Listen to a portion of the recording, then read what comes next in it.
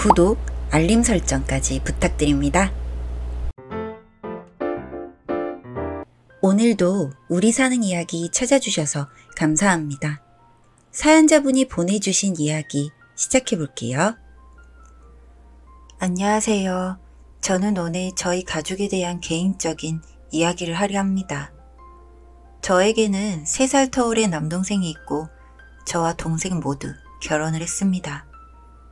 저희 집은 어렸을 때는 제법 여유있게 살았던 것으로 기억을 하고 있는데 제가 초등학교에 입학한 이후부터 가세가 기울기 시작했고 얼마 뒤 아버지가 교통사고가 나서 돌아가시게 되었습니다. 저는 그때 엄마를 향해 신랑을 잡아먹은 년이라며 손가락질을 받던 모습을 아직도 또렷이 기억납니다. 그리고 아버지가 돌아가셨다는 걸 인지도 하기 전에 저희 집은 더욱 작은 집으로 이사를 가게 되었어요. 어린 나이이지만 알 수 있었어요. 형편은 나날이 어려워졌고 엄마는 제가 고학년으로 올라갔을 무렵부터는 밤에 일을 하러 다니셨습니다. 엄마는 실공장에서 야간 일을 하셨는데 저희와 함께 있는 시간보다 야간 수당이 조금 더 붙는 밤에 일을 하실 수밖에 없었어요. 저는 그런 엄마를 생각하며 열심히 살았고 결국 지역의 중소기업이기는 했지만 취업도 빨리 할 수 있었습니다. 제 동생은 그런 가정 환경 속에서 흔히 말하는 나쁜 길로 빠지게 되었어요. 중학교 때 일진놀이를 하더니 고등학교에 가서는 당구나 치러 다니고 그렇게 지냈습니다. 대학은 일찍이 포기를 하고 핸드폰 영업을 시작했고 그래도 출근은 꾸준히 하는 걸 보고 한동안 안심을 했던 것 같아요. 그런 제 동생은 혼전 임신으로 결혼을 하게 되었고 저희도 없는 살림이었지만 아이가 태어날 동생 내외를 위해서 작게 빚까지 내서 도와줬습니다. 동생이 먼저 결혼을 했고 결혼 생각이 없던 저는 회사 일이나 하면서 지내고 있었는데 친구놈이 결혼식장에서 지금의 아내를 만나게 되었어요. 아내는 친구 회사의 직장 동료였는데 대기업에 다니고 있었고 저와는 결혼식 뒤풀이를 하며 친해져서 결국 결혼까지 하게 되었습니다. 기독교를 다니는 아내는 종교적으로 제사라든지 집안 행사가 어색하고 불편했을 텐데 군소리 없이 잘 도와줬고 저는 그런 아내에게 늘 감사한 마음을 갖고 있었어요. 그러다 얼마 전 어머니께서 혼자 산책을 다니다 넘어지셨고 결국 다리가 부러졌고 혼자서 생활이 어려워졌어요. 그런 어머니를 동생 내외가 갑자기 모시겠다고 했습니다. 마음 같아서는 제가 자주 찾아뵙고 어머니의 식사라도 챙겨드리고 싶었는데 그때 하필 저는 제주도에 발령이 났어요. 그 발령 일정 때문에 2년 정도 혼자서 제주도 생활을 하고 있었습니다. 종종 어머니께 전화를 하거나 동생에게 전화를 해도 둘 다 잘 지내고 있다는 말을 많이 했고 기껏해야 명절에만 찾아뵈었어요.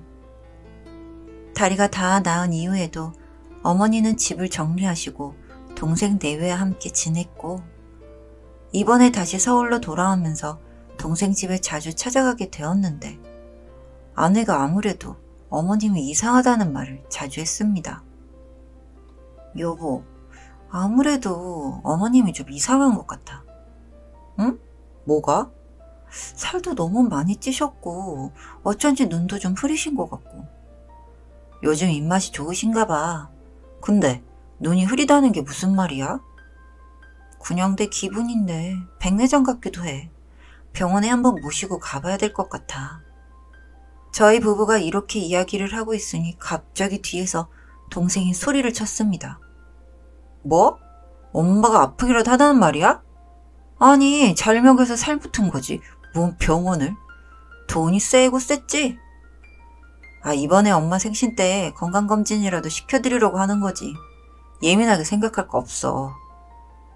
며칠 뒤 모시고 가서 건강검진을 하려고 했는데 동생이 엄청 말려서 결국 크게 싸우기까지 했고 저희는 결국 동생이 출근을 하고 난 뒤 어머니를 병원으로 데려갈 수 있었습니다.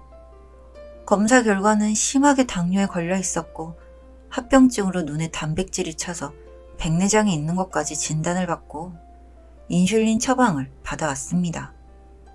정도가 꽤 심한 당뇨라서 약으로 먹는 인슐린이 아닌 주사 형태로 받아왔어요. 어머니를 집으로 모셔다 드리고 당뇨에 대해서 이야기를 했더니 밤에 단 거 그렇게 먹더니 결국 이사다니네? 그런 말을 했고 어머니를 무시하는 듯한 동생의 태도에 저도 화가 났습니다. 이렇게까지 본인을 무시하는데 어머니는 묵묵히 있다가 하는 말이 절 보면서 나 좀 데려가. 그렇게 말을 했습니다. 아내와 협의도 되지 않은 상태에서 제가 혼자 결정할 일이 아니라 상의해보고 모시러 오겠다고 말을 하고 집으로 갔는데 아내가 곰곰이 생각을 하더니 본인이 어머님이랑 그 집에 직접 가봐야겠다고 했어요. 같이 식사를 하는데도 어머님은 반찬은 많이 드시는데 밥을 잘 안 먹었고 물도 잘 안 드셨습니다. 그렇게 짜게 반찬만 먹은 식사를 마치고 상을 정리하다가 와이프가 어머니의 물잔에 물을 먹었는데 설탕물이었어요. 혹시나 하는 마음에 밥을 먹었는데 밥도 달았대요. 그걸 그대로 들고 저희가 쉬고 있는 거실로 아내가 왔습니다. 동서, 어머님 밥이랑 물에 설탕 탔어? 당뇨 있으신데 이러면 어떡해? 제 아내의 질문에 동생은 화가 나기라도 한 건지 형수 진짜 너무하네. 엄마가 그렇게 안 주면 밥을 안 먹는데 어쩝니까 그럼? 왜 뒤늦게 나타나서 지랄이야 지랄이? 제가 동생을 막아섰는데 동생은 저한테 멍청한 게 아빠 죽인 게 누군지도 모르지? 전현이 죽인 거야. 전현은 저런 거 먹어도 돼. 그런 말을 했고 아내가 말리기도 전에 동생에게 주먹이 나갔습니다. 재수씨와 아내가 그런 저희를 뜯어 말렸고 결국 어머니는 저희가 모시고 갔습니다. 집으로 가는 동안 어머니에게 그간 있었던 일을 물어보니 너무 힘든 나날들이었다며 엉엉 소리를 내어 울었어요. 다리를 다쳐 잠시 동생네 머물리고 했는데 동생네 부부가 이번 기회에 모시겠다고 말을 했고 그래서 집을 팔았다고 했습니다. 그러면서 하는 말이 본인들 집은 전세니까 그 돈을 함께 보태서 이번에 매매를 하는 게 좋겠다고 했고 뭐에 홀린 듯이 그 돈을 다 줬다고 했어요. 한 며칠을 평소와 다름없이 지내다가 방학이라 손주가 외할머니 댁에 가고 난 이후부터 학대가 시작되었다고 했습니다. 오늘처럼 밥은 설탕물에 설탕밥을 줬고 수시로 단 음식을 먹었다고 했습니다. 입이 달아서 화장실에서 수돗물을 마시는 날도 많았는데 동생네 부부가 어머니의 핸드폰을 뺐고 돈도 뺏어서 어디에 말을 할 수도 없었고 그렇다고 제주도에 있는 저에게 연락을 하자니 걱정만 끼칠 것 같아서 참고 지낸 게 2년이라고 합니다. 2년 동안 튀김에 배달음식 그리고 설탕물을 먹다 보니 살은 살대로 쪘고 온몸이 안 아픈 데가 없었다고 해요. 결론적으로 동생이 아버지의 사고로 인한 죽음이 엄마가 죽인 거라는 이상한 망상에 빠져 있는데 그 일로 폭행을 한 것도 여러 번이라고 합니다. 그리고 이 망상이 병적인 게 어머니뿐만 아니라 집에만 있는 재수 씨에게도 다른 남자와 바람을 핀다느니 그런 말을 했고 잦은 폭행이 있었대요. 제가 자리를 비운 2년이라는 시간 동안 저희 어머니는 병자가 됐습니다. 그 긴 시간 저희 가족만을 위해 희생하신 어머니가 이런 식으로 노년을 보냈는 게 너무 마음에 좋지 않았고 다행히 속이 깊은 저희 아내가 가능한 모시고 살아보자고 했어요. 그렇게 몇 주를 보내고 어머님의 백내장 수술 일정도 잡았는데 저희 회사로 동생이 찾아와서는 난동을 부리며 어머니를 내놓으라고 했습니다. 그렇게 가학적인 행동을 하면서 어머니를 모시려는 동생의 심부를 알 수가 없었지만 저는 그런 동생을 무시하고 어머님의 백내장 수술을 하러 병원에 갔어요. 안내를 도와주시는 데스크 직원분이 어머니 혹시 보험 있으시면 돈 나을 수도 있으니 꼭 확인해 보시고요. 그렇게 말을 하는데 갑자기 번뜩 생각이 들어서 어머니의 보험을 조회해봤는데 어머니 앞으로 생명보험만 3개가 가입이 되어 있더군요. 너무 어처구니가 없고 소름이 끼쳤습니다. 보험은 다 어머니를 모시고 온 그 무렵이라 당뇨도 질병도 없는 상태였어요. 이미 어머니의 유일한 재산이던 집마저 팔아서 다 써버렸으면서 사망보험까지 노린 동생을 저는 더 이상 동생이라 부르고 싶지 않았고, 그런 동생과 마지막 대화를 하러 갔더니 또 아버지를 죽인 어머니를 죽이는 건 아무런 문제가 되지 않는다. 그러니 어머니를 죽이고 나면 형이 나를 죽여라. 그럼 그 또한 아무런 문제가 되지 않는다. 이상한 소리를 하더군요. 동생과는 대화가 되지 않을 것 같아서 집에 있는 재수 씨를 찾아갔더니 그날도 맞기라도 한 건지 몸에 멍자국이 가득했고, 저는 동생의 이상한 상태를 설명하고 동생을 정신병원에 보내는 것을 제안했습니다.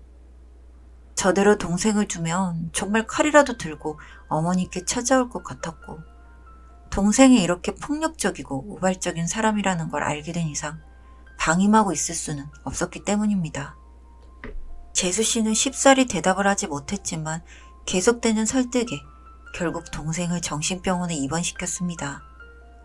동생은 거기에서 약물치료를 비롯한 치료를 받게 될 것이고, 어머니도 당뇨를 위한 치료를 받고 있으세요. 나이도 있으신 데다 당뇨까지 걸린 상태라 원래대로 돌아오려면 시간이 많이 걸리겠지만, 그래도 우리 가족을 지키기 위해서 저는 포기하지 않을 예정입니다.